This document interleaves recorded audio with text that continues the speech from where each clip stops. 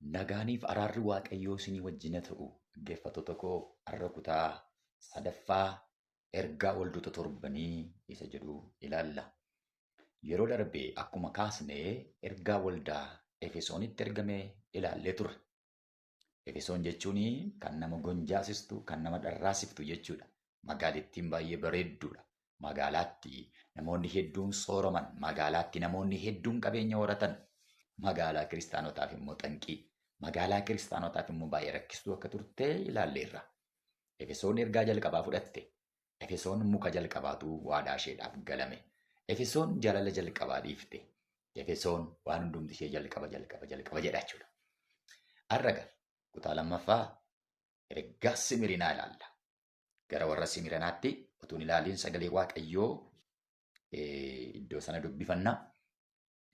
Gara ergama waldaa Simirinaatti ergaan kun isa duraa fi isa booddee isa du'ee deebi'ee jiraate biraa dhufe jedhii caafi. Ergichi rakkina sirra ga'ee hiyyummaa kee hamaa sirratti dubbachuu warra Yihuudootatu hin ta'in Yihuudoota ofiin jedhanii ani beeka. Ati garuu sooressa. Warri Yihuudootaa ofiin jedhan sun immoo walgahii seexanaati. Dhiphina sitti dhufuuf jiru hin sodaatin. Kunoo seexanni akka isin qoramtaniif ilaalamtaniif isin keessaa kaan mana hidhaatti akka galfamtan gochuuf jedha. Guyyaa 10 rakkina arguuf jirtu. Du'a yoo sitti fideyyuu ati hamma du'aatti amanamaa ta'i. Ani immoo gonfoo ittiin jireenya argatan siifan kenna. Ameen. Mee Waaqayyoon kadhannu.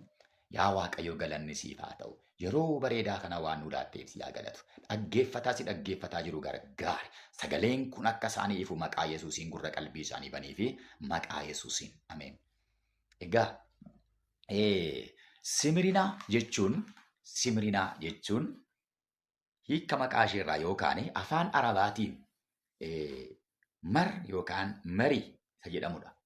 Kana jechuun afaan keenyatti qumbii jechuudha. Qumbiin dhandhamni isaa baay'ee hadhaadha, fooliin isaa urgaadha. Tumamee yeroo jedhu immoo urgaa. Hadhaa'ummaaf urgaa'ummaaf keessaa qaba. Waldattiin kun akkuma maqaa isheeti. Maqaan ishee akkuma qumbii ta'e waldaa hadhaa'ummaa kee jirtudha ni ilaalla. Garuu immoo waldaa baay'ee foolii gaarii qabdu. Waldaa gooftaan jaallate komee tokko illee kan ishee irratti hin kaafne waldaa dinqisiisaa. Waldaa baay'ee namatti toltudha waldaan Simirinaa kun. Argamni ishee egaa magaalaa naannoo Turkii, biyya Turkii akkuma Efesoon irraa maayilii 40 fagaatti naannoo biyya Turkii yeroo har'aa jedhamu kanatti argamti. Maqaan ishee har'aa magaalattiin kun Ismir jedhamti. Amma yeroo kana Ismir jedhamti. Dur garuu Simirinaa jedhamtee waamamti jechuudha yeroo sana. Magaalattiin amma har'aatti turtee jiraatteetti namoonni. Magaalli warri kaan barbadaaniiru. Isheen kun garuu dhaabbattee jirti. Amma yoonaayyuu magaalattiin jirti. Hin banne jechuudha. Hin barbadoofne magaalaa jirtudha. Magaalattiin kun iddoo daldalaa beekamtuudha. Magaalaa baay'ee jaallatamtuudha. Efesoonitti aantee guddinaanis lammaffaadha. Magaalaa baay'ee gaarii taateedha. Magaalaa kana keessatti yeroo dheeraadhaaf paasterii ta'ee kan tajaajilaa ture Poolikaarp nama jedhamudha. Poolikaarp barataa Yohaannisidha. Yohaannis abbaa mul'ataa kanatu isa guddise jechuudha. Poolikaarp Yohaannisiin ilaalaa guddate nama baay'ee ajaa'ibsiisaa, nama baay'ee cimaadha. Seenaa isaa xinnoo isinii kaasuun barbaada. Poolikaarp gara waggaa 86 gooftaa faana jiraate. Gara waggaa 86 gooftaa kanarraatu adda hin bahin jechuudha. Rakkina gidiraa bara Neeroo keessa ture sana injifatee bara Domeeshiyaa kana keessadha kan inni ajjeefame. Garuu gaafa Poolikaarpiin ajjeesuudhaaf jedhan, gaafa abidda bobeessanii aarsaa waaqa tolfamaa isaaniif gochuudhaaf jedhan, Poolikaarpi waan tokko gaafatan. Yaa Poolikaarp, har'a si gubuuf jenna. Har'a gaa aarsaa si goona. Abidda kee si guufna. Kanaaf Yesuus isa jettu kana yoo dhiifta ta'e garuu nuti si dhiifna jedhan. Jennaan akkas jedhe Poolikaarp.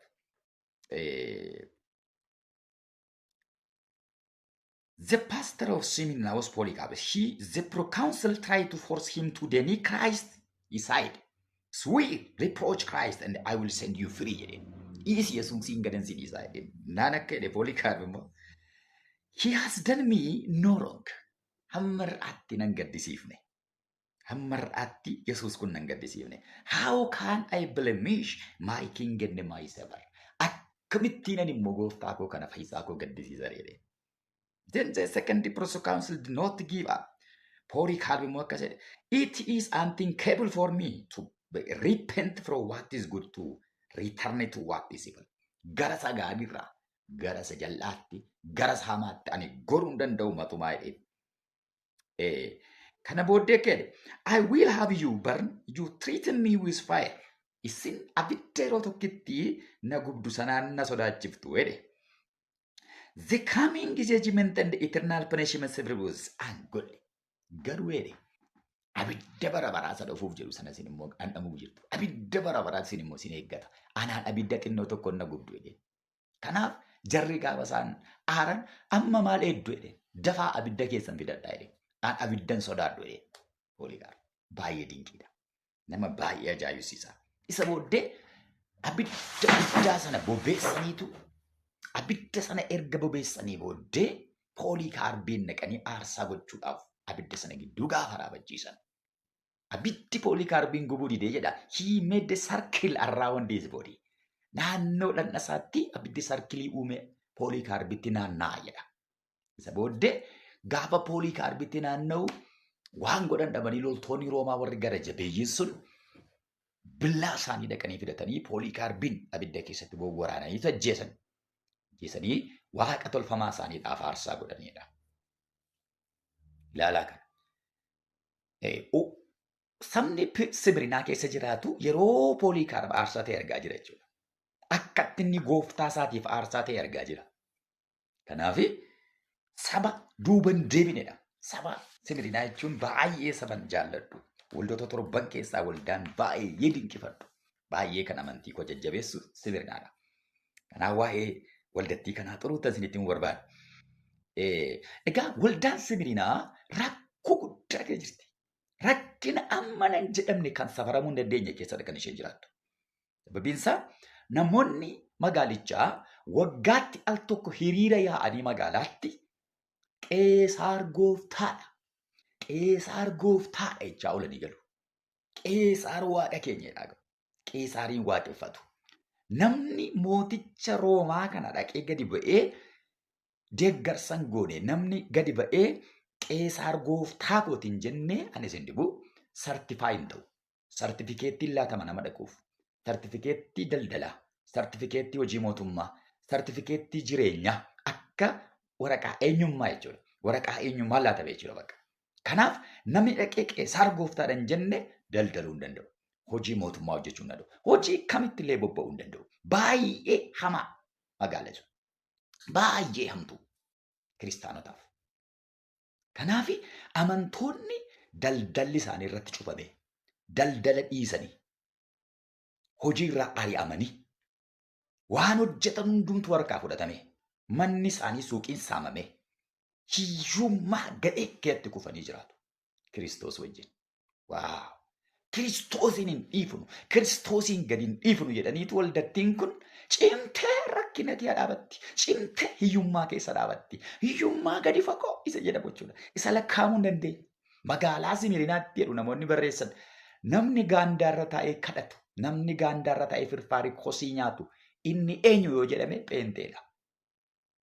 Namni ijoolleen isaa buddeen gandara deemtee kadhatu eenyu yoo jedhame pheenteedha. Namni uffata moofaa ciccitaa uffatee magaalicha keessa deemu eenyu yoo jedhame pheenteedha. Sababiin isaa hojjechuu hin danda'ani. Daldaluu hin danda'ani. Hojii mootummaa hin qabani. Qansiraallee hojjetan. Hojii humnaallee hojjedheen oola yoo jedhan namoonni waan isaan balaaleffataniif hojjechiifatanii ka'anii dhiitanii kabalan isaan ari'u. Harka duwwaa jechuudha. Rakkina ammas hin jedhamne keessa dhaabatti garuu Yesuus Kiristoosiin qabattee dhaabatti. Waldaa Simirinaa. Waldaa dinqiidha. Gooftaan waldittiidha maal jedhe egaa? Akkamitti gooftaan ittoon mul'ise? Ergaan kun isa duraaf isa booddee isa du'ee deebi'ee jiraate biraa dhufe jedhii caafi. Isa duraaf isa booddee alfaa omeegaa isa ta'e Yesuus biraa dhufe. Isa du'ee du'a mo'ee deebi'ee jiraate biraa dhufe. Argitee? Fooniin yoo si ajjeese inni fooniin si ajjeesuun du'a du'ee hafa. Qeesaariin du'a du'ee hafa. Yoo fooniin duute Kiristoosii wajjin hin kaate. Isa du'ee deebi'ee jiraate biraa dhufe jedhe. Galanni isaaf haa ta'u. Du'i isin hin sodaachisin ani du'arratti aboo qaba jedhe Yesuus gaafatti mul'isu. Du'aan hin doorsifamiina an du'arratti humna qaba. An du'arratti aboon qaba jedheen waldatti kanaa Yesuus. Ani alfaadha, ani omeegaadha jedhe Yesuus. Maqaan isaa eebbifamu. Waldaa rakkina guddaa kee jirtudha. Waldaa siqiqii guddaa kee jirtudha. Warri kaan shakkani bakka rakkinni kun baay'ee ulfaataadha jedhanii kan deebanis hin dhiban. Jiraachuuf jecha kan wangeela gurguran hin dhiban. Hin dhiban. Amantoonni baay'een garuu waldiitti hin jabaattee dhabatti. Weebsaayitii guddaan tokko Open Door kan jedhamu. Open Door dootti kaamii dubbisaa. Open Dooriin har'a jechuudha.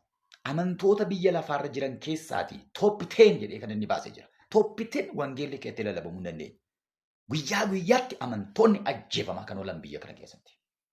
Har'a iyyuu gidiraa keessa dhaabatanii biyya Yesuus gooftaadha jechaa kan jiran biyyoota 10.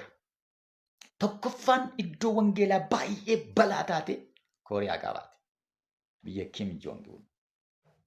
Kooriyaan Kaabaa keessatti wangeela baatanii deemuun shuutii nama godha. Seera mootummaa isaaniidhaan nama ajjeesa jechuudha.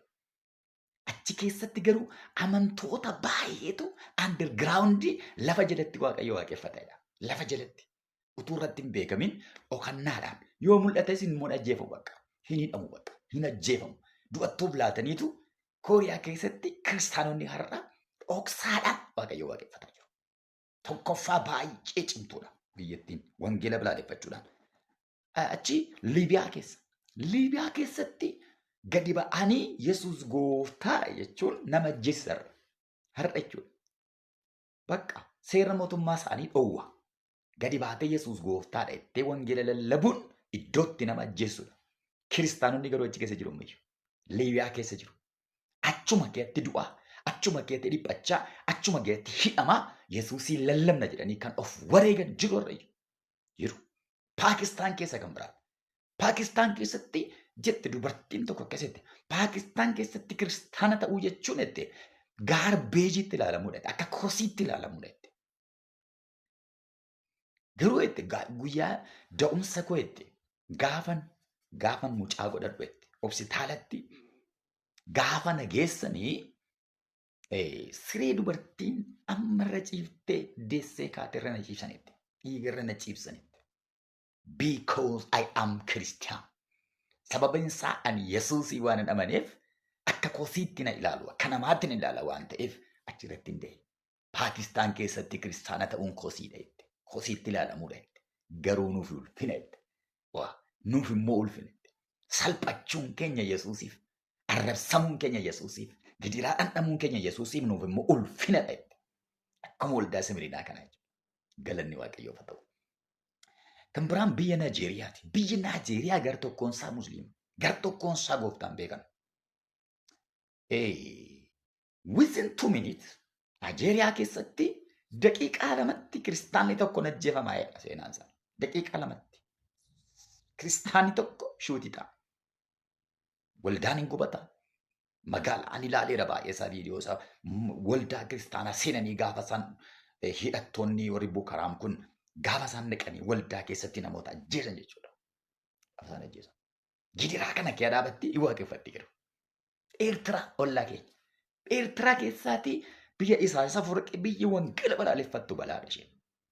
Kiristaanonni Eertiraa keessa jiran baay'een isaanii manuma hidhaatti dabarsu. Mana hidhaatu manni isaanii. Yesuus Kiristoosii rakkina keessa jirti biyyi. Anaafati nagaa qabna miti. Biyyi baay'ee nagaan qaban. Nagaan qaban. Hammaa kee ta'anii rakkina kee ta'anii akka waldaa Simirinaa Yesuus gooftaadha jechaa jiru. Waaqayyoo gooftaan isaan gargaaru. Asumaan dhaamsan isinidha. Adaraa keessan kadhadhaa fi jara kanaaf kadhadhaa. Waaqayyoo isaaniin akka bilisoomsu kadhadhaa. Somaaliyaa keessatti musliim tokko kiristaana ta'uu jechuun du'a ofirratti murteessuudhaan rayyu. Sudaan keessattis akkasuma. Biyyoota Iraaq keessatti olaalta. Dubartoota ciccimoo wajjin amaneedhaa ta'anii kan wangeela lallaban. Achuma kee ta'anii kiristaana ta'anii. Yesuus Kiristoosiin dhugaa ba'u. Tuma reebamanii, tu arrabsamanii, handarfumaa naayisdii ta'aniitu ilaalamaniitu Kiristoosiin lallabaa jiru rayyu. Jiru. Waaqayyoo namoota baay'ee qaba galanni isaaf haa ta'u.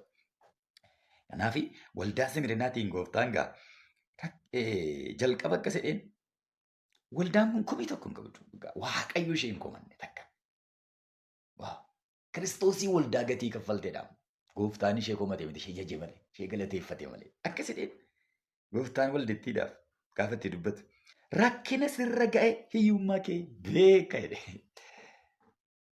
Isa isaan kosii irraa funaananii nyaatan waaqayyo beeka argeera waaqayyo. Gidiraa isaan argan argeera waaqayyo. Qullaa deemuu isaanii argeera waaqayyo. Kabalamanii dhiitamaa bo'aa jiraachuu argeera waaqayyo. Isa ijoolleen isaanii biddeen kadhattu argeera waaqayyo. Rakkina sirra ga'e beeka. Hiyyummaa kee beeka jedheen. Hiyyummaa kee beeka. Ati garuu jedhe sooressa jedheen. Ati garuu sooressa jedheen. Galanni waaqayyoof haa ta'u. Hiyyummaa kee beeka. Hiyyummaan isaanii gadi fagoodha. Hiyyummaan isaanii isa jechaan dubbatamu miti. Namni nyaatee waan nyaatee buluu dhabee wangeelaaf jedhee kosii irra taa'ee gaafa kadhatu. Kosii irra taa'ee gaafa firfaarii funaanee nyaatu wangeelaaf jedhee. Hiyyummaa akkasii keessatti wangeela lallaba namni. Namoonni tokko tokko mataa dhukkubbiidhaaf iyyuu wangeela dhiisuu waan xinnoo babal'inatti cufame jedhee wangeela dhiisaa. Waan funaantuu xixinnoo tokkoof jedheetu wangeela dhiisaa namni baay'een. Waldattiin garuu hiyyummaa gadi fagoo keessa teessee Yesuus Kiristoosii waaqeffattiya. Amantii siif haa ta'u waa'ee warra Simirinaa kun dhugaadha. Amantii siif haa ta'u. Rakkinni xinnoon gooftaa kee irraa adda sin baasin. Gidiraa xinnoon gooftaa kee irraa adda sin baasin. Hiyyummaa xinnoon gooftaa kee irraa adda sin baasin. Dhaabadhu. Warra kaanis dhaabda. Kanaaf gooftaan hiyyummaa kee beeka. Rakkina kee beeka. Annan wallaale miti. Haalatti keessa jirtu beeka. Rakkinatti kee jirtu beeka. Gidiraatti kee jirtu beeka. Naaf jettee akkatti gatii kaffalte beeka. Fannoo koo qabaachaa jirtu beeka. Beekan jedheen Yesuus. Beekan. Haalatti keessa jirtu beeka. Gidiraatti kee jirtu beeka. Rakkinatti kee jirtu beeka. Hiyyummaatti kee jirtu beeka. Dhukkubatti kee teessee waaqeffattu beeka. Rakkinatti kee teessee tajaajiltu beeka. Gidiraatti keessa dabartee Yesuusin tajaajiltu beeka. Beeka safarameera fuula isaatti. Daawit akkas jedhe joora koo lakkoofteetta. Imimmaan koos harka kee irratti kuufameera. Joorri kee lakkaa'amaadha Waaqayyo biratti. Marmaarsi kee lakkaa'amaadha Waaqayyo biratti. Har'a yoon fakkaanne iyyuu kuufamaa jira. Kuufamaa jira. Dadhabbiin kee gooftaa duratti kuufamaa jira. Rakkina arguun kee gooftaa biratti kuufamaa jira. Gidiraa dhandhamuun kee gooftaa biratti kuufamaa jira. Sodaatinati. Hin sodaatin. Hamma dhumaatti deemi malee. Akka poolikaarbiin laphee dhibitti deemi malee hin sodaatin. Du'a yoo ta'e hin sodaatin. Itti deemi Yesuusin kabachiisi. Warri Simirinaa amantii nuu ta'u. Warri Simirinaa gorsa nuu ta'u. Warri Simirinaa akka nuti ilaallee jajjabaannuudhaaf gooftaan jara kan rakkina keetti gate. Rakkina akkasii keessa kan inni kaa'eef akkasitti wangeelli lallabamuu hin danda'a. Akkasitti waaqeffamuun hin danda'ama jedheetu Yesuus isaan irraa nu barsiisuudha. Galanni isaaf haa ta'u.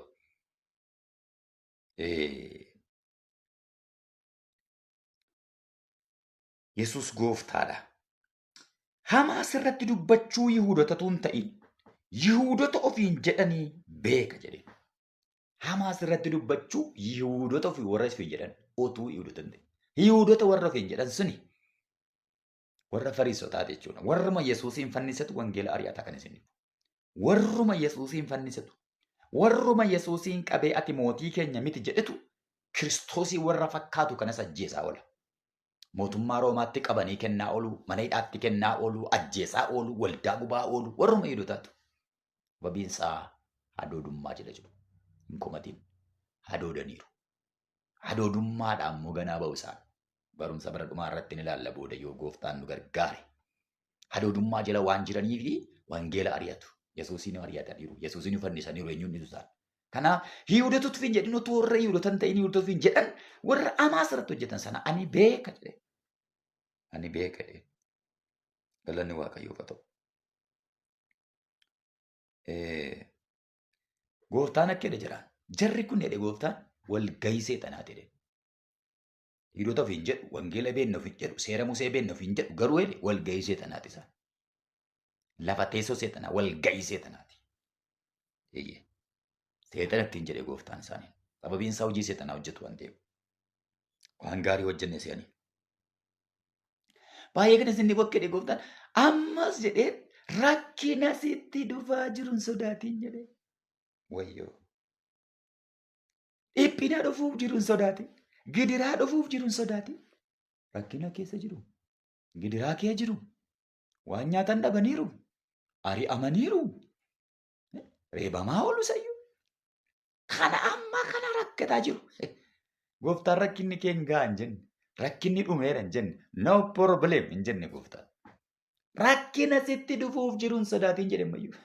Ammayyuu ganaadha rakkinni dheen. Ammayyuu ganaa rakkatta dheen. Naa jettee ganaa gatii kaffalta dhee waldaa kanaan ammas gooftaan. Boqochiisa hin jenne. Rakkina sitti dhufuuf jiru hin sodaatiin.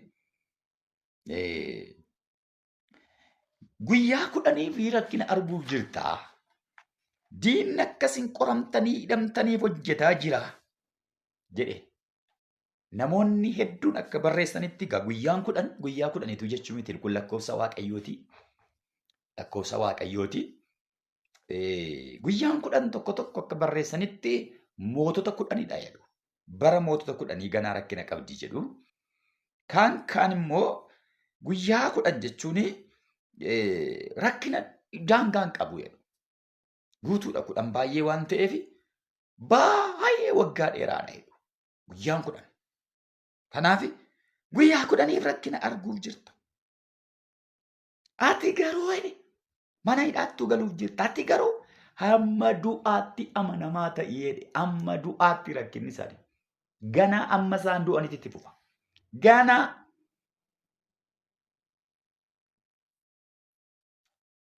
narrakkadhe naa kadhadhaa. Narrakkadhe harka narrakkadheedha namoonni. Narrakkadhe. Rakkinni itti fufaa.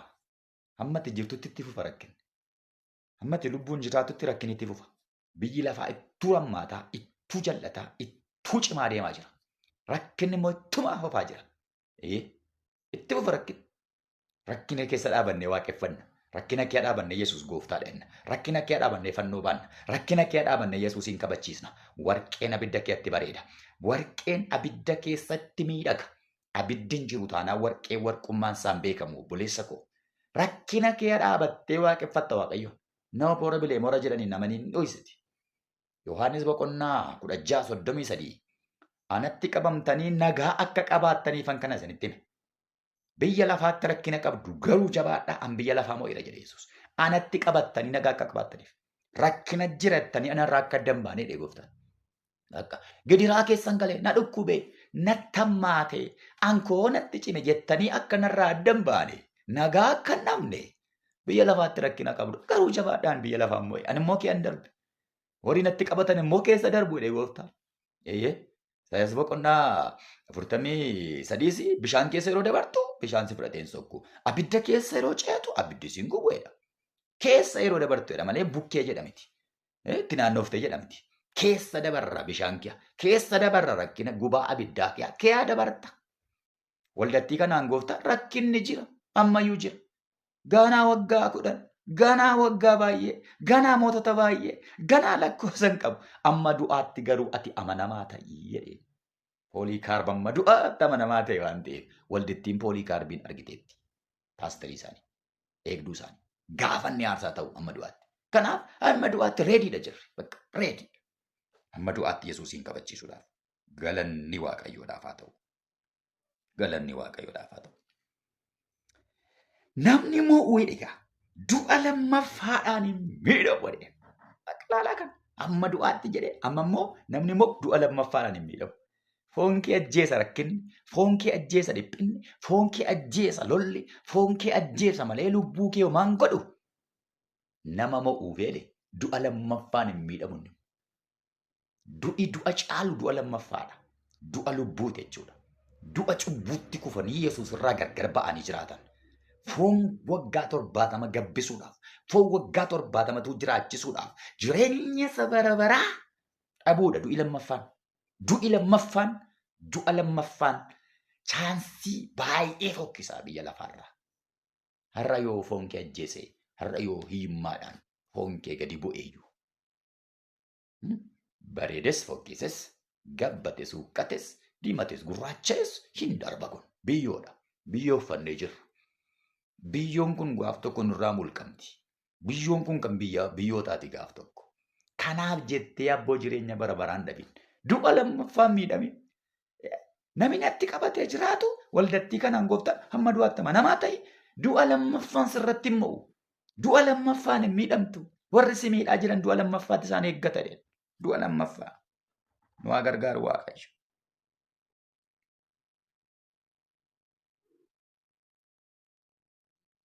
Kanaaf mo'ee jiraachuudhaaf namni du'a lammaffaa mo'uudhaaf foonsaa ajjeesuu qaba jechuudha. Foonsaa gidiraatti kennuudha. Foonsaa rakkinatti kennuudha. Yesuusiif jedhee foon kana dhiphinatti kennuudha. Du'a lammaffaa hin miidhamtu. Ameen haleluuyaa. Galanni Waaqayyoof haa ta'u. Waldaa Simireenaarraa waan gurguddaa baranneerra jedhee yaada. Obboleessa koo yoo sitti toleera ta'e namootaaf sheer godhi, sabiskiraayib godhi. Yuutuubii maaddii waaqarraa kana. Kanaaf wantoota baay'ee irratti hojjedha waan ta'eef hordofi namootaanis ga'i. Waaqayyo gooftaan si haa eebbisu. Yaa gooftaa waan nama kana gargaartee si haa galatu. Waan nu eebbifteef sin galateeffadha. Waldaa Simiraan naannaarra rakkina kee dhaabatanii si waaqessu waan nu barsiifteef si haa galatu. Har'ayyuu rakkinaaf gidiraa keessa ta'anii kan si waaqeffataa jiran ati gargaari. Biyyoota Arabaa keessa kan jiran, biyyoota Kooriyaa keessa kan jiran, biyyoota Afrikaa iddoo garaa garaa keessatti rakkina kee ta'anii si waaqessaa kan jiran maqaa Yesuusiin amantiif jajjabina isaanii kenni. Ayyaana isaanii baay'isi. Waaqayyo isaan gargaari. Maqaa gooftaa Yesuusiin ameen ameen ameen ameen. Ulfaadha.